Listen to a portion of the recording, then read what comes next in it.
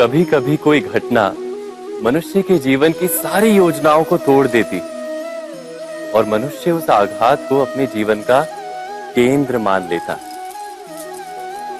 पर क्या भविष्य मनुष्य की योजनाओं के आधार पर निर्मित होते हैं?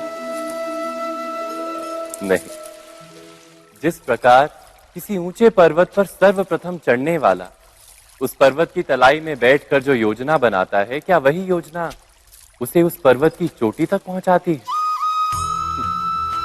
नहीं। वास्तव में वो जैसे जैसे ऊपर चढ़ता है वैसे वैसे उसे नई नई चुनौतियां, नई नई विडंबनाएं, नए नए अवरोध मिलते हैं। प्रत्येक पद पर वो अपने अगले पद का निर्णय करता है। प्रत्येक पद पर उसे अपनी योजनाओं को बदलना पड़ता है। कहीं पुरानी योजना उसे खाई में ना ढकेल दे। वो पर्वत को अपने योग्य नहीं बना पाता, केवल स्वयं को पर्वत के योग्य बना सकता है। क्या जीवन के साथ भी ऐसा ही नहीं? जब मनुष्य जीवन में किसी एक चुनौती को, एक अवरोध को अपने जीवन का केंद्र मान लेता है, अपने जीवन की गति को ही रोक देता है, तो वो अपने जीवन में सफल नहीं बन पाता और ना ही सुख और शांति प्राप्त कर पाता। अर्थात जीवन को अपने योग्य बनाने के बदले स्वयं अपने को जीवन के योग्य बनाना ही सफलता और सुख का एकमात्र मार्ग नहीं। स्वयं विचार कीजिए।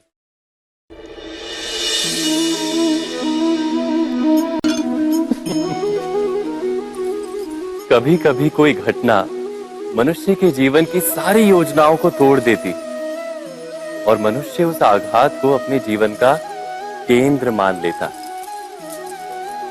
पर क्या भविष्य मनुष्य की योजनाओं के आधार पर निर्मित होते हैं?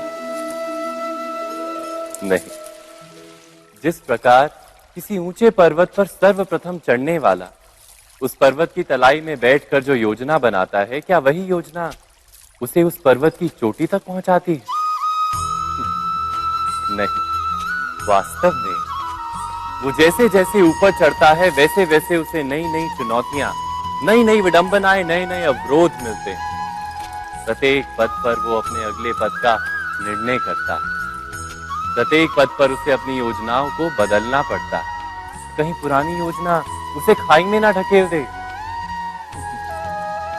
वो पर्वत को अपने योग्य नहीं बना पाता, केवल स्वयं को पर्वत के योग्य बना सकता है। क्या